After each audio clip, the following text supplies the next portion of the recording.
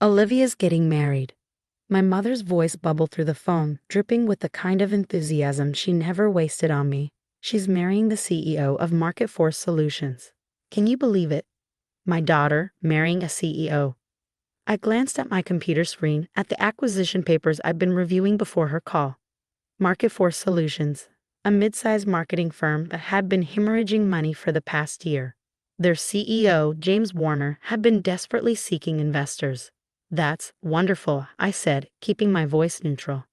If only they knew. The wedding will be at the Plaza Hotel, my mother continued. Though of course, we don't expect you to contribute to the costs. We know how tight money must be with your situation. My situation. That's what they called my choice to work at a small consulting firm instead of accepting the corporate job they'd lined up for me.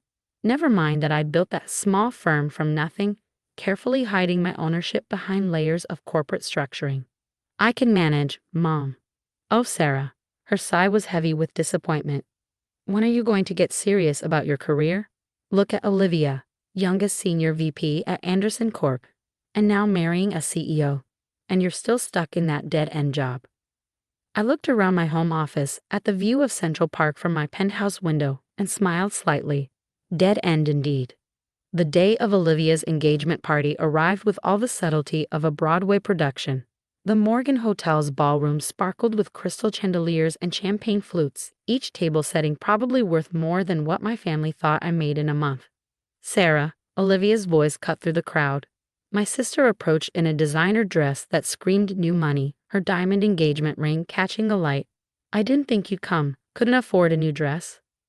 I glanced down at my simple black dress, a custom piece that cost more than her ring. It's what I had. Well, she patted my arm condescendingly, at least you made an effort. Oh, let me introduce you to James. James Warner appeared at her side, his confident smile not quite hiding the worry lines around his eyes. I knew those worry lines intimately. I'd been watching his company's financial reports for months. Sarah, right? He extended his hand. Olivia's sister, the one who works at, what was it, honey? Some little consulting firm? Olivia waved dismissively. Nothing like MarketForce. Speaking of which, James was just telling me about this amazing expansion plan. I took a sip of champagne, hiding my smile. There would be no expansion. Not under his leadership anyway. Sarah couldn't understand any of that business talk, Olivia continued. She's more of a small picture person. If she only knew that while she was planning her fairy tale wedding, I was planning the acquisition of her fiance's company. Phoenix Consulting Group, my company, had been watching MarketForce Solutions for months. Their outdated methods and bloated management structure made them ripe for takeover. Actually, I said carefully, I'd love to hear about these expansion plans. James launched into his rehearsed speech about market penetration and synergistic opportunities. I nodded along, noting how he carefully avoided mentioning the company's plummeting stock price or the 3 failed product launches this year. Fascinating, I murmured, catching our mother's proud gaze fix on Olivia. Isn't it? Olivia beamed. I'll be joining the board after the wedding. James says I have natural leadership abilities. Of course he did. He needed her family's connections, our family's connections, though he didn't realize those connections now largely flow through me, not her. The party continued, a parade of designer labels and practiced laughs. Every few minutes, someone would congratulate Olivia on her brilliant match, while casting pitying glances my way. It's not too late, my father cornered me by the bar. I could still make some calls, get you a proper position somewhere.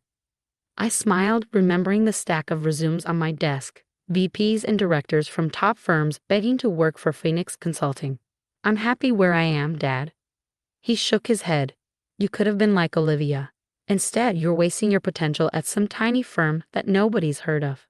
Nobody's heard of, I nearly laughed. Phoenix Consulting Group was the silent giant of the industry, working behind the scenes to reshape companies like MarketForce. We just preferred to stay out of the spotlight. As I left the party that night, Olivia caught my arm. Sarah, I've been thinking. After the wedding, maybe I could help you find a real job. Something at MarketForce, perhaps. Entry level, of course. I looked at my sister, really looked at her. The designer dress, the perfect makeup, the practiced smile. She had everything she thought she wanted. She had no idea that in less than a month, at her own wedding, Her perfectly planned world would shatter. "Thanks, Olivia," I said softly, "but I think I'll stick with what I have." Driving home in my sensible car, a carefully chosen prop to maintain my cover, I couldn't help but smile. Let them think I was stuck in a dead-end job. Let them pity the sister who couldn't make it. In my office, I opened my laptop and sent a simple email to my board. Proceed with the MarketForce acquisition. Timeline, 3 weeks. Target, wedding day. Sometimes the best revenge isn't proving people wrong. It's letting them believe they're right until the perfect moment to show them just how wrong they've been. And Olivia's wedding would be that perfect moment. I picked up my phone and texted my assistant, "Send me everything we have on James Warner's recent meetings, and make sure our lawyers are ready." The pieces were in place. Now all I had to do was wait for the big day, my sister's dream wedding, where she discovered that her unsuccessful sister was about to become her boss. The irony was almost poetic. The Plaza Hotel ballroom looked like a scene from a fairy tale. White roses cascaded from crystal vases, champagne flowed endlessly, and my sister, radiant in her designer wedding gown, basked in the attention of 500 guests. I sat quietly at my assigned table, far from the main party, of course, watching the celebration unfold. My phone buzzed silently. The final confirmation from my lawyers. The MarketForce acquisition was complete. All that remained was the announcement. "Ladies and gentlemen," James stood, tapping his champagne glass. "I'd like to propose a toast to my beautiful bride, who from today will not only be my wife, but also a key part of MarketForce's future." The crowd applauded. Olivia beamed. "In fact," James continued, "I have an announcement to make. As of Monday, Olivia will be joining MarketForce as our new Chief Marketing Officer." More applause. My mother wiped away tears of joy. My father puffed up with pride. I checked my watch. 3 minutes until the markets closed. 3 minutes until everything changed. Olivia stood now, her wedding dress shimmering. "Thank you all. I'm so excited to begin this new chapter, and I promise, under our leadership, MarketForce will reach heights never before imagined." I almost felt sorry for her. Almost. My phone buzzed again. The market had closed. The news would break any second. As if on cue, James's phone rang. He frowned, stepped away from the table. I watched his face change as he listened. Confusion, shock, disbelief. He ended the call, hands shaking. "James?" Olivia touched his arm. "What's wrong?" His voice cracked. "MarketForce. We've been acquired. Phoenix Consulting Group. They bought controlling interest. But that's impossible." The deal wasn't. What it was," I said, standing. The room fell silent as I walked toward their table. The paperwork was finalized 20 minutes ago. James stared at me. How do you know?" I smiled, pulling a business card from my clutch. Not the simple one I usually carried, but my real card. The one that read, "Sarah Mitchell, CEO and founder, Phoenix Consulting Group." "No," Olivia whispered, her perfect makeup cracking as her eyes widened. "This is a joke. You work at some tiny consulting firm. You're nothing." "That tiny consulting firm?" I kept my voice level. "It was Phoenix. I built it from nothing while you were busy mocking my career choices. And now, well," I turned to James. "I believe you'll find your resignation letter in your email. The board has already accepted it." The ballroom erupted in whispers. My mother dropped her champagne glass. My father stood frozen, his face ashen. "You can't do this," Olivia shrieked. "This is my wedding. My moment." "Actually, I can. And that CMO position you were so excited about. The board has some concerns about nepotism. We'll be going in a different direction."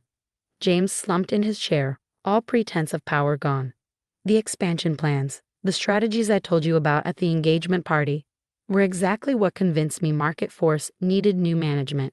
I sipped my champagne, though I did appreciate the preview. Olivia grabbed my arm, her pristine bridal manicure digging into my skin. Why would you do this?" I gently removed her hand.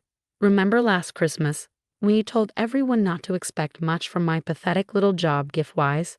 Well, consider this my wedding present, a lesson in humility." "Sarah," my father finally found his voice. "All this time, you were building an empire?" I finished for him. "Yes. While you were lamenting my wasted potential, I was transforming Phoenix into one of the most powerful consulting firms in the country. 40 million in revenue last year alone. My mother swayed slightly. But your apartment, your clothes, were choices. I didn't need to show off my success. I just needed to work quietly until the right moment. I straightened my simple dress. And what better moment than my dear sister's wedding? The ballroom had descended into chaos. Guests were frantically Googling Phoenix Consulting Group, discovering just who I really was. Olivia's perfect day had become a spectacle of a different kind. Security. Olivia screamed. Get her out. I laughed softly. The Plaza Hotel. I own it. Bought it last month, actually. Just for today. I turned to the gathered guests. Please enjoy the celebration. The champagne is excellent. I selected it myself. As I walked toward the exit, I heard my mother calling my name. I didn't turn around. 10 years of dismissal and mockery had ended in a single moment of perfect justice. Outside, my driver held the door to my Bentley. No more sensible car needed. Where to, Ms. Mitchell? The office, I said. We have a company to restructure. My phone buzzed with messages. Family members suddenly remembering my existence. Business reporters seeking comments. Olivia's increasingly hysterical texts. I turned it off. Let them talk. Let them scramble to understand how the sister they dismiss had become the most powerful person in the room. Let them realize that every time they'd mocked my dead-end job, they'd been digging their own professional graves. Monday morning, I sat in my corner office, watching MarketForce employees file into their building across the street. They didn't know it yet, but half of senior management would be gone by lunch. My assistant entered. Your sister and parents are in the lobby. Again, they've been there since 7. Tell them the CEO is in meetings all day. I turned back to my window. And Madison, send them the new organizational chart. The one showing their daughter's position being eliminated. That's cold, she smiled. No, I corrected her. That's business. I picked up a framed photo from my desk, the last family Christmas, where they'd all laughed at my modest lifestyle. I dropped it in the trash.